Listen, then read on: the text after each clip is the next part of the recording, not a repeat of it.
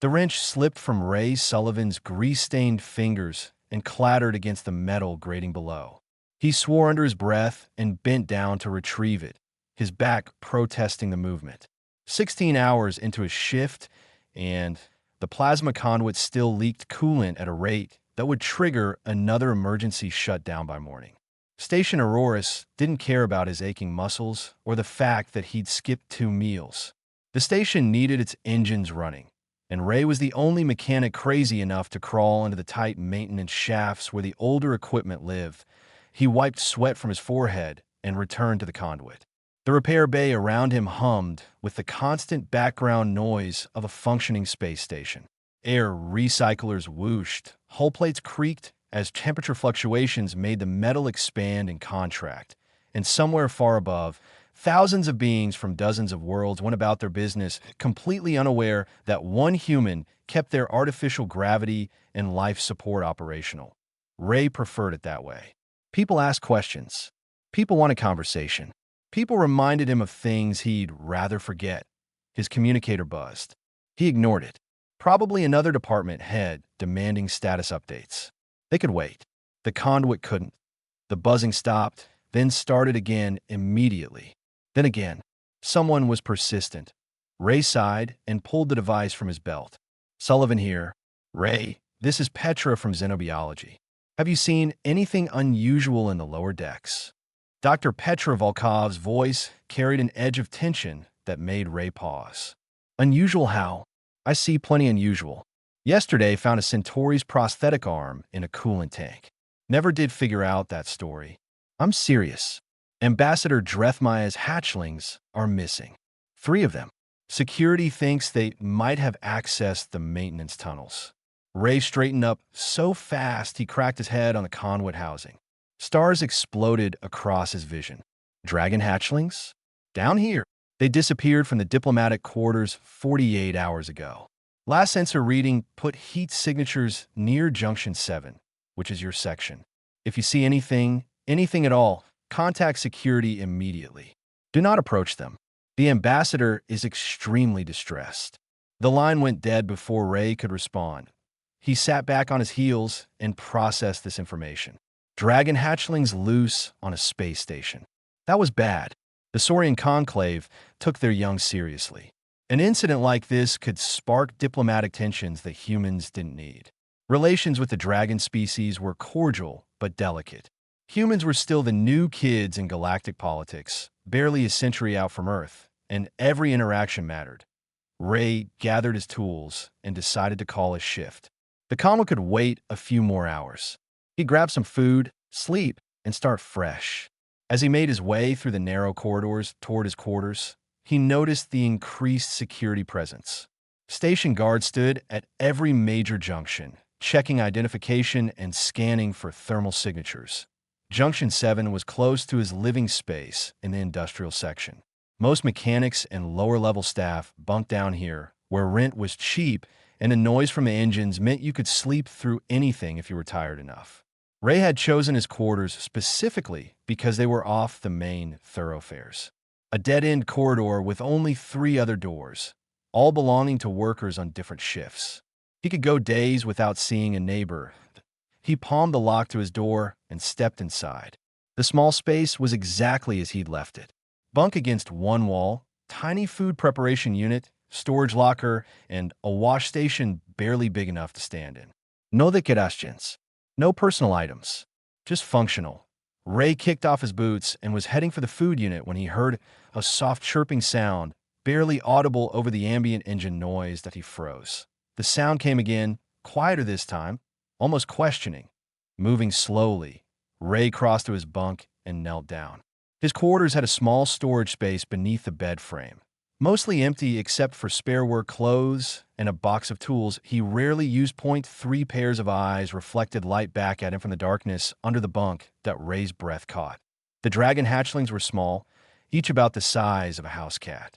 Their scales shimmered in shades of deep blue and silver, and their wings were folded tight against their bodies. They huddled together, making soft, distressed noises that tugged at something in Ray's chest. They were shivering. He should call security right now. pull out his communicator and report this immediately. That was protocol. That was the smart thing to do. Instead, Ray thought about a different station 3 years ago. A small alien child found injured in a cargo bay. Ray had reported it immediately, followed every rule, done everything by the book. The authorities had taken over. Forms were filed. Regulations were consulted. Medical clearances were pending. The child had died waiting for bureaucracy to decide who was responsible for its care. Ray had carried that guilt ever since he looked at the three hatchlings. They weren't making demands. They weren't threatening. They were just cold and scared and alone. "Okay," Ray said softly. "Okay, let's figure this out." He reached slowly toward them. One hatchling hissed, but it was a pitiful sound, more fear than aggression. Ray kept his movements gentle and non-threatening. His hand entered the space under the bunk, and after a moment's hesitation, the closest hatchling sniffed his fingers.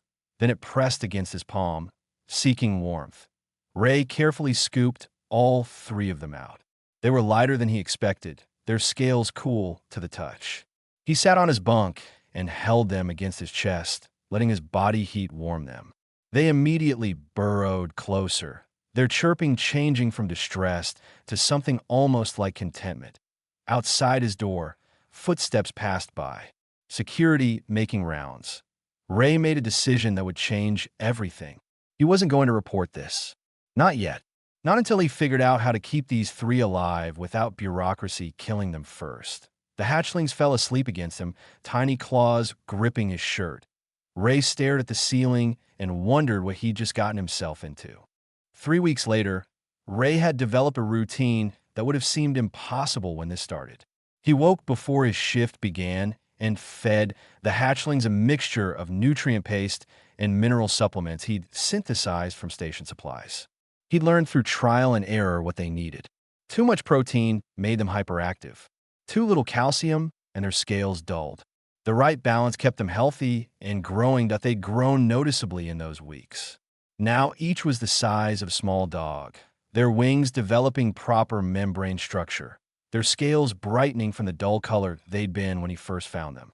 They'd also bonded to him in ways that made leaving for work increasingly difficult.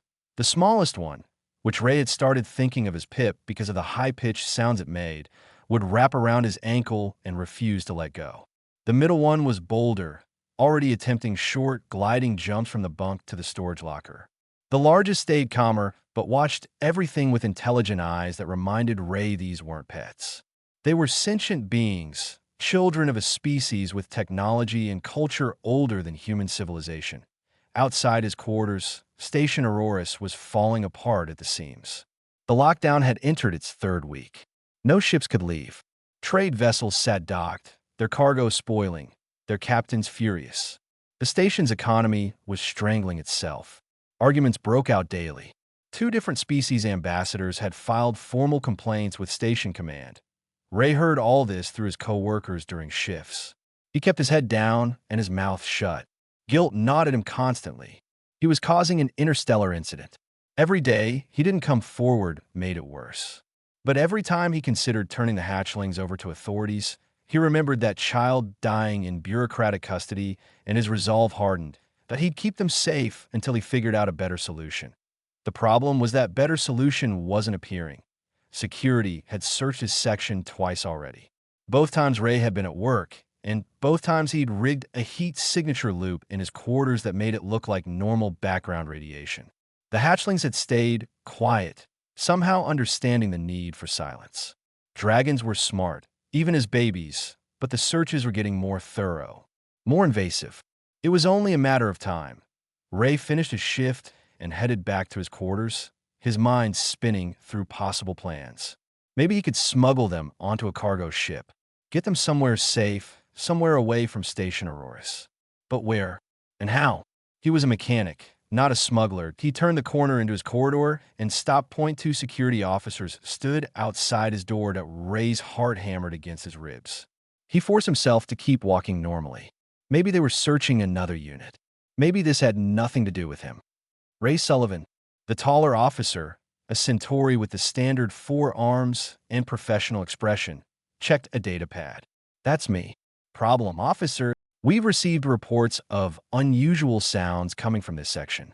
We need to do a welfare check of your quarters. Unusual sounds? It's an industrial section. Everything makes unusual sounds. Ray kept his voice steady despite the panic flooding his system. Nevertheless, we need to check. Please open your door. Ray's mind raced. The hatchlings were inside. They'd learned to stay quiet when he was gone. But if security entered, if they searched properly, it was over. He could refuse, but that would just bring more attention. He could try to talk his way out, but he'd never been good with words that he was trapped. Sir, your door. Now, the officer's hand moved toward the override key on his belt that Ray's communicator buzzed. Then every alarm in the corridor started blaring. Red emergency lights flashed. The distinctive wail of a hull breach warning echoed through the station. Both security officers grabbed their communicators. Urgent voices crackled through, reporting a major coolant leak in Section 9.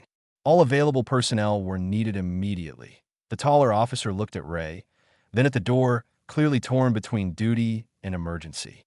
"We'll come back," he said finally. "Don't leave the station." They ran toward the emergency. Ray stood in the corridor, his hands shaking. That had been close. Too close. He palmed his door open and stepped inside. The hatchlings rushed to him immediately, chirping and climbing up his legs. He sat down hard on his bunk and let them swarm over him, seeking comfort from his presence. "We can't keep doing this," he said aloud. Pip curled against his neck, warm breath tickling his skin. "Someone's going to find you." And then what? His communicator buzzed again. This time, it was a station-wide message. Ambassador Drethmaya herself was making an announcement. Ray pulled up the video feed. The Dragon Ambassador filled the screen, her massive form barely contained by the diplomatic chamber. Her scales were darker than her children's, deep purple-black with gold highlights. Her eyes held an ancient intelligence and currently a burning fury. "People of Station Auroris." Her voice rumbled like distant thunder. "My children have been missing for 21 days. I have been patient. I have followed your protocols and procedures. But my patience has limits. If my hatchlings are not found within 3 days, I will consider this station hostile to the Saurian Conclave. The consequences will be severe." The feed cut off. Ray looked down at the 3 hatchlings pressed against him. They looked back with trusting eyes. 3 days. He had 3 days to figure out what to do. The smallest hatchling, Pip, made a soft cooing sound and settled more firmly against his chest. Within minutes, all 3 were asleep, their breathing synchronized with his heartbeat. Ray leaned back against the wall and closed his eyes. He'd spent 3 years avoiding connections, avoiding responsibility, avoiding the risk of failing someone again. Now he was responsible for 3 lives that could start a war if anything went wrong, that he should be terrified. Instead, holding them like this, feeling their complete trust, he felt something he hadn't experienced in a long time, that he felt like maybe he could do something right. Ray woke to the sound of his door being overridden. He'd fallen asleep, sitting up, the hatchlings still curled against him. Now security flooded into his small quarters, weapons drawn, voices shouting commands. The hatchlings woke with startled shrieks and tried to burrow deeper into his shirt. "Don't move.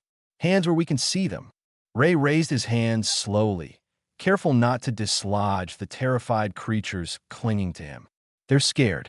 Please don't point those at us." More security piled into the doorway. Then station command personnel. Then Dr. Petra Volkov, her eyes widening as she took in the scene. "Ray, what have you done?" she whispered. "Kept them alive," Ray said simply. The security team leader started to approach, but Pip hissed at him, a tiny warning sound that was almost cute given her size. The guard stopped. "Sir, we need to extract the hatchlings. The ambassador is on her way. They're not hurting anyone. Just give me a minute to calm them down." Ray kept his voice low and steady. The hatchlings responded to his tone, their panicked chirping reducing to nervous trills.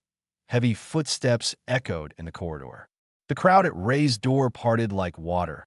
Ambassador Drethmaya had to duck to fit through the doorway.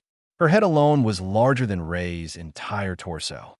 Her scales rippled with barely contained emotion, and her eyes fixed on the hatchlings with an intensity that made Ray's survival instinct scream at him to run. The dragon ambassador was absolutely massive up close. Her presence filled the tiny quarters, making the air feel thick and charged.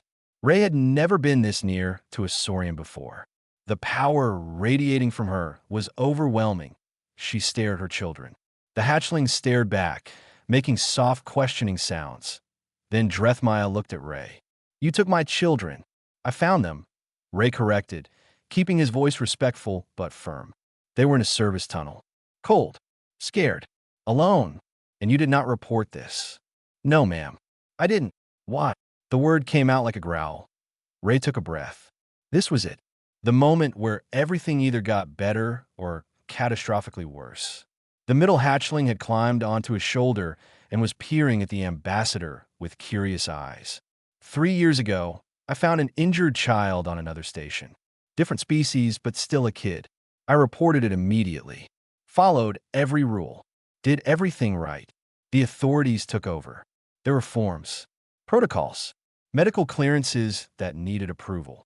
Everyone was very concerned about jurisdiction and procedure. The child died while they were figuring out whose responsibility it was.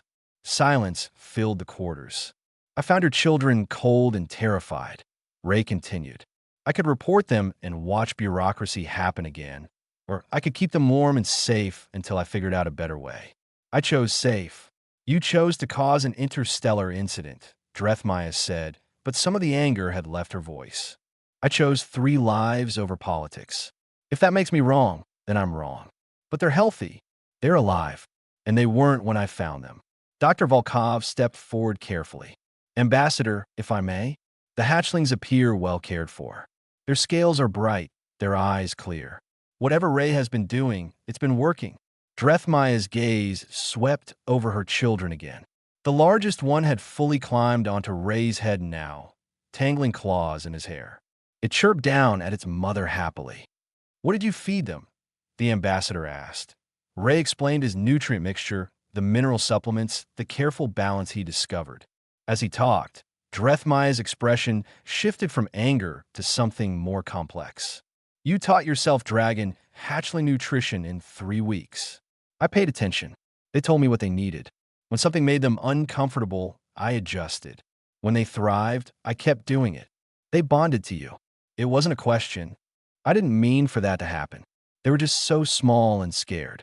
Drethmaya moved closer, her massive head lowering to inspect the hatchlings. They chirped at her, recognizing something familiar, but not leaving Ray's protection. One reached out with a tiny claw toward her snout. In Saurian culture, the ambassador said slowly, the first being a hatchling bonds with is called the hatcher.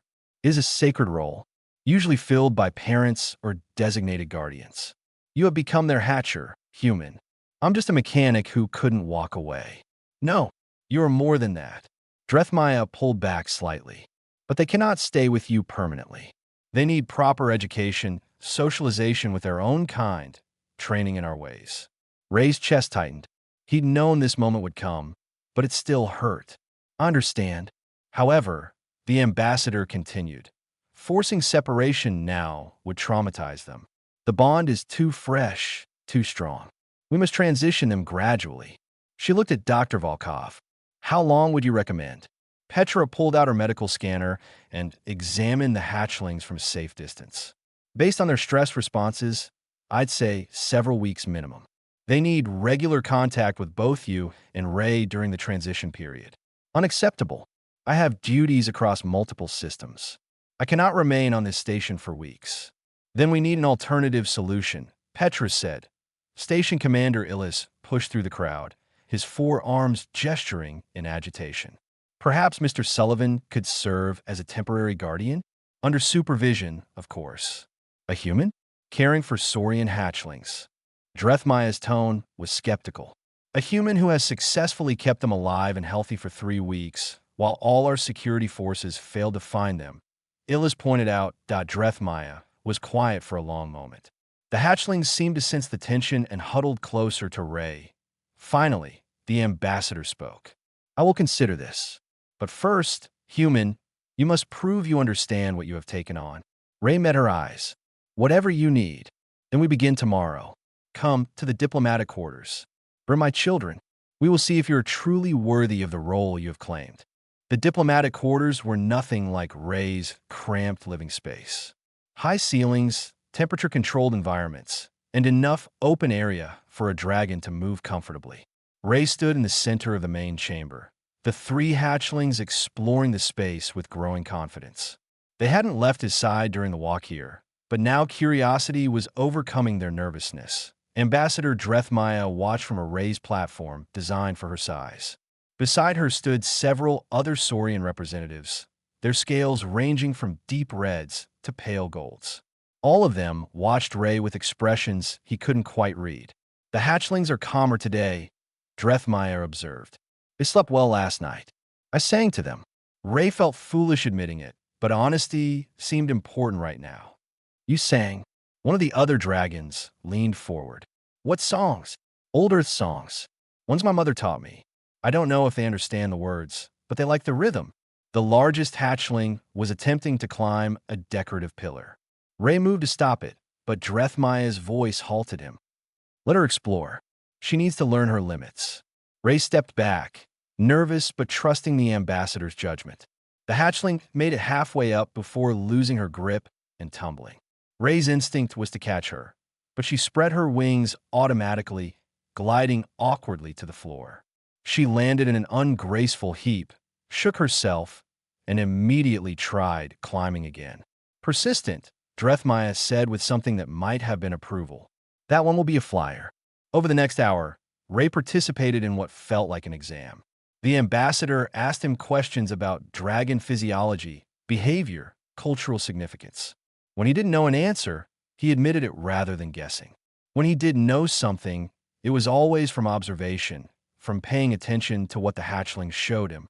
You understand the difference between chirps and trills? Drethmaya asked. Chirps are questions or alerts. Trills are contentment. The hiss is fear or warning, but from them it's still mostly bluster. They make this clicking sound when they're hungry. As if on cue, Pip made the exact sound Ray had described. He pulled out a container of nutrient paste from his bag. Speaking of which, it's about time. He sat cross-legged on the floor, and the hatchlings converged on him. Ray had learned to let them feed themselves now rather than hand-feeding them. They were messy, but getting better at it. Pip still got more paste on herself than in her mouth. While they ate, Ray noticed Drethmaya and the other Saurians having a quiet discussion in their own language. He caught occasional glances his direction, but couldn't tell if they were positive or negative. When the hatchlings finished eating, the middle one brought Ray a data pad she'd found somewhere. She dropped it at his feet and looked at him expectantly. What's this? Ray picked it up. It was displaying Saurian text he couldn't read. She wants you to read to her, Drethmaya said. There was surprise in her voice.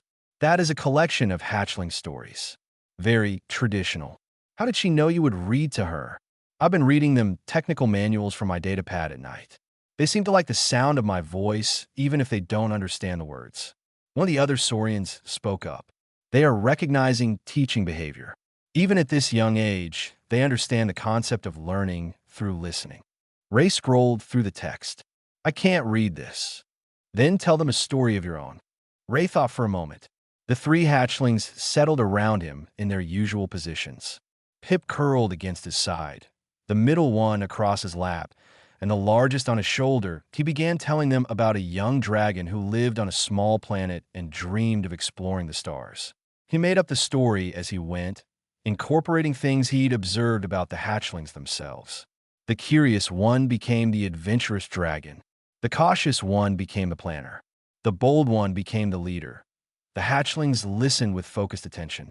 When Ray changed his voice to indicate different characters, they responded with appropriate sounds.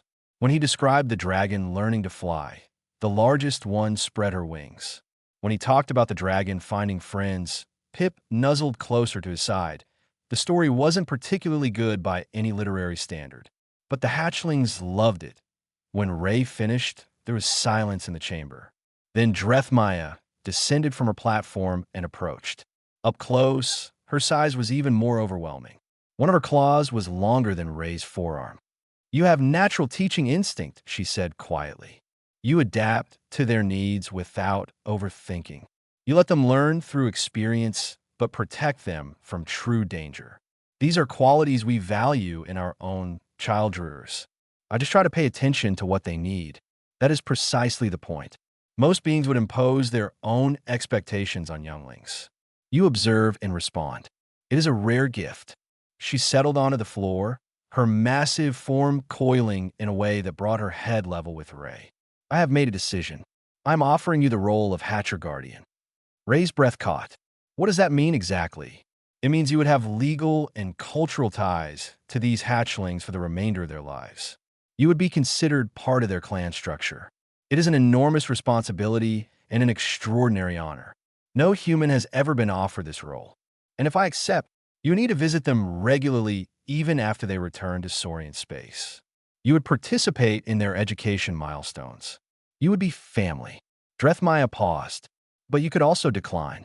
We would transition them to other guardians. It would be harder for them, but they would adapt. The choice is yours. Ray looked down at the three hatchlings. Pip was already falling asleep against him. The middle one was playing with a loose thread on his shirt. The largest was grooming his hair with gentle claws. 3 weeks ago, he'd been a mechanic who avoided connections.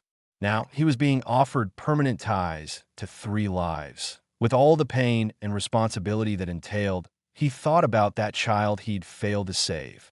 About 3 years of guilt and isolation. About these 3 lives that had somehow trusted him completely. I'll do it, Ray said, but I need you to understand something. I'm not a diplomat. I'm not anyone special. I'm just someone who cares. If you can accept that, then yes.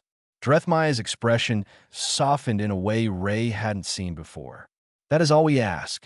The ceremony happened 3 days later in the station's largest public space. Word had spread across Station Auroras, and beings from every species came to witness something unprecedented. A human becoming a Hatcher Guardian to dragon younglings. Many came out of curiosity. Some came to show support. Others came because they understood this was a moment that would ripple through galactic politics for years to come. Ray stood in ceremonial clothes provided by the Saurian delegation. They were uncomfortable and far fancier than anything he'd ever worn. The hatchlings stayed at his feet, occasionally tangling around his ankles. They'd grown even more in the past few days, now each the size of a medium dog. Their scales had brightened to brilliant blues and silvers that caught the light. Drethmaya began speaking in the ancient dragon tongue. Her voice carried through the crowd with natural authority. Ray didn't understand the words, but he felt their weight. This was old ritual, something practiced for thousands of years, now being adapted for him. Another Saurian provided translation. The words spoke of bonds that transcended species, of the responsibility of caring for young lives, of the sacred trust between Hatcher and hatchlings. It spoke of Ray by name, acknowledging him as guardian and teacher and family. When the formal words ended, Drethmaya switched to common language. Ray Sullivan, human of Earth, do you accept the role of Hatcher Guardian to these 3 lives? Do you promise to guide them, protect them, and honor the trust they have placed in you? Ray's throat felt tight. Every eye in the crowd was on him. Cameras recorded this moment for stations across civilized space. His decision here would become part of history. He looked down at the hatchlings. Pip gazed up at him with complete trust. The middle one had her tail wrapped around his leg possessively. The largest sat alert and proud, as if she knew this was important. I promise, Ray said. His voice wasn't loud, but in the silence of the chamber, it carried. The crowd erupted. Some species cheered. Others made their own cultural sounds of approval. The Saurian delegation lowered their heads in a gesture of respect. Ray felt the weight of what he'd agreed to settling onto his shoulders. This wasn't temporary anymore. This was forever. The days that followed brought changes Ray hadn't anticipated. His quarters were upgraded to a larger space that could accommodate hatchling visits. His work schedule was adjusted to allow time for guardian duties. He was assigned a cultural liaison named Tresh, a younger Saurian who spoke several languages and seemed genuinely excited to help a human navigate dragon customs. The hatchlings adapted to a new routine. They spent mornings with Drethmaya in the diplomatic quarters, learning Saurian history and basic flight techniques. Afternoons were with Ray, where they continued their informal lessons and play. Evenings were split, sometimes with the ambassador, sometimes with Ray, gradually building their comfort with both guardians that IT was working. Slowly but steadily, the hatchlings were learning to trust both their biological family and their chosen hatcher. Ray sat in his new quarters one evening, the middle hatchling asleep across his lap while he reviewed a data pad Tresh had given him. It contained basic Saurian phrases, cultural practices, and dietary information. He was trying to learn their language, though the clicking and rumbling sounds were difficult for human vocal cords to produce. His door chimed. Dr. Petra Volkov entered when he gave permission. "How are you adjusting?" she asked, settling into the chair across from him. "Still feels surreal. 3 weeks ago, I was avoiding people. Now I'm legally tied to 3 dragon children and have a cultural liaison teaching me how to properly greet Saurian elders." Petra smiled. "The station's talking about you. Some of it's good, some isn't. I figured. What are they saying? Some humans are proud.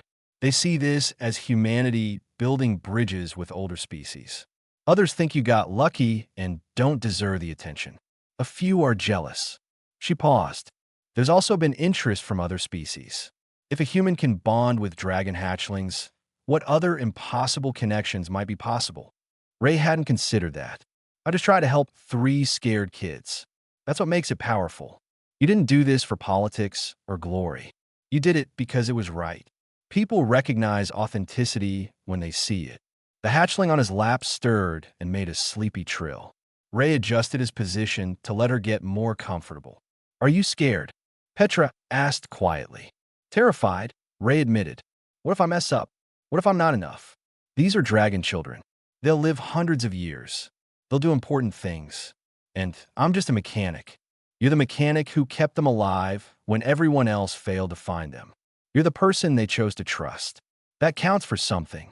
Ray looked down at the sleeping hatchling. "I keep thinking about that child I couldn't save. I'm scared this will end the same way." "It won't. You're not alone this time. You have Drethmaya, you have Tresh, you have the entire Saurian delegation supporting you. And you have 3 hatchlings who think you hung the stars." Petra stood to leave. "You're allowed to be scared, but don't let that fear stop you from being present. They need you as you are, not as some perfect guardian you think you should be." After she left, Ray sat in the quiet of his quarters. The hatchling woke and looked up at him with curious eyes.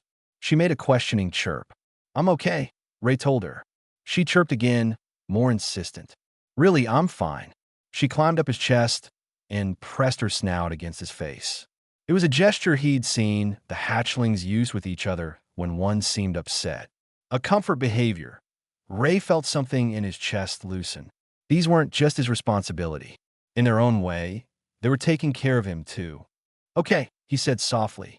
"We'll figure this out together." The hatchling trilled agreement and settled back down. Outside his window, Station Auroras continued its endless rotation. Tomorrow would bring new challenges, new lessons to learn, new ways to adapt. But tonight, Ray had 3 lives depending on him, and for the first time in 3 years, he didn't feel crushed by that weight, but he felt honored to carry it. 6 months changed everything and nothing at the same time. Ray stood in the engineering bay, wrench in hand, fixing a malfunctioning power regulator. Beside him, the largest hatchling watched with focused attention.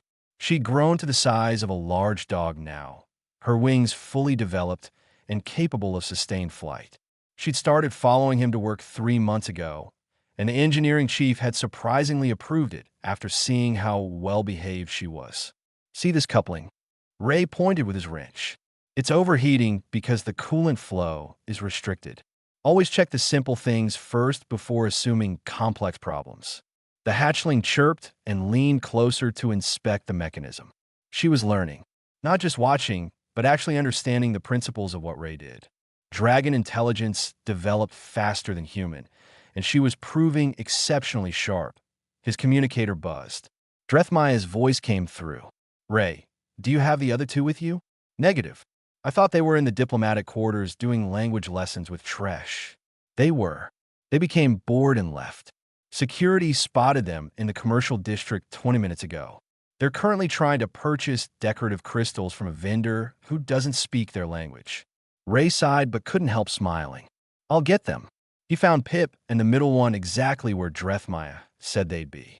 They'd managed to charm the crystal vendor into showing them his entire inventory despite the language barrier. The vendor looked relieved when Ray appeared. Your children are very persistent, the vendor said in accented common language. They're not technically mine, but yes, they are. Ray paid for the 2 crystals the hatchlings had apparently negotiated for, then herded them toward the diplomatic quarters. They didn't go willingly. Pip kept stopping to investigate interesting smells. The middle one wanted to explore every shop they passed.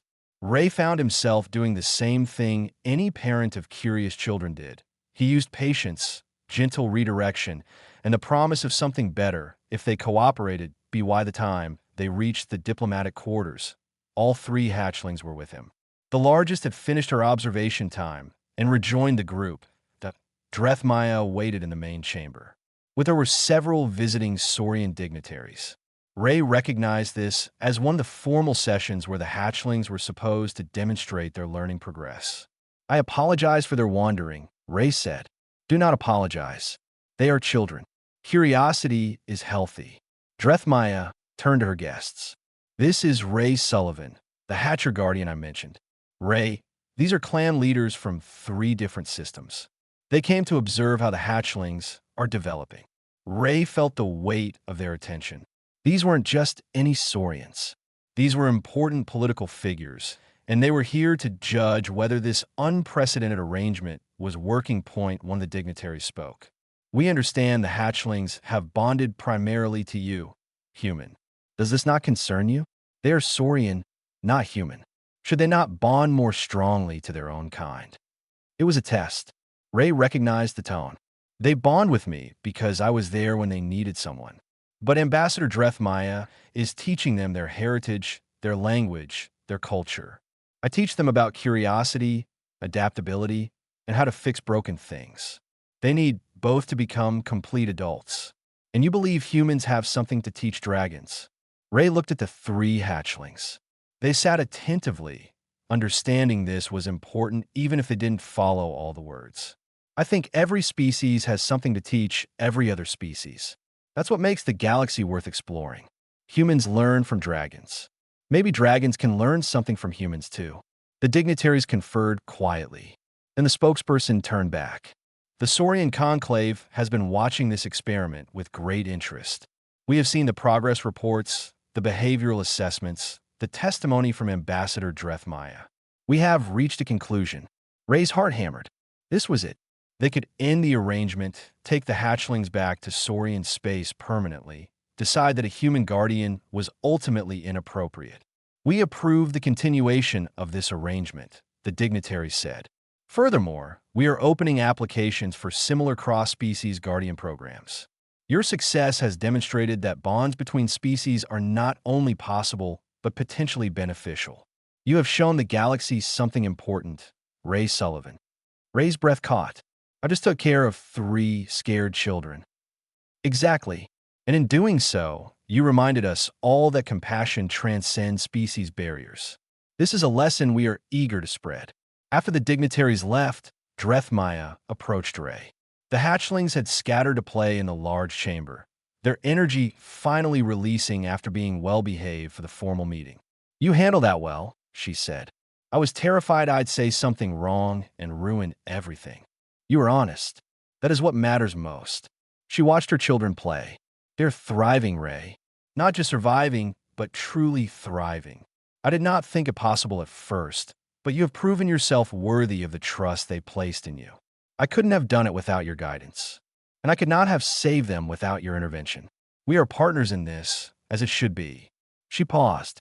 They will need to return to Saurian space, eventually, for advanced education. But that is still years away. For now, they remain here, learning from both of us. Ray watched the hatchlings. Pip was trying to teach the other 2 a game she'd invented. The middle one was organizing their collection of found objects by color. The largest was practicing flight maneuvers in the high-ceiling space. They were growing up. In a few more years, they'd be adolescents. Then adults. They'd have responsibilities, roles in Saurian society, lives that extended far beyond this station. But they'd always remember the mechanic who kept them warm when they were small and scared, and Ray would remember them. The 3 lives that taught him he could care again without fear of failing. The 3 children who showed him that sometimes the bravest thing wasn't avoiding connection. It was embracing it despite the risks. His communicator buzzed. Engineering needed him back. A coolant line had burst in Sector 5. Ray called to the largest hatchling. She glided over immediately, landing on his shoulder with practiced grace. "Want to help fix something?" he asked. She chirped enthusiastically as they walked back toward the engineering bay. Ray thought about how much had changed. 6 months ago, he'd been a lonely mechanic hiding from the world. Now he was a guardian, a teacher, and proof that the impossible was just a matter of having the courage to try. The station continued its endless rotation through space. Beings from dozens of worlds went about their lives. And somewhere in the engineering bay, a human and a dragon worked side by side, fixing the things that kept everyone safe. IT was a small thing in the grand scheme of the galaxy, but small things mattered most.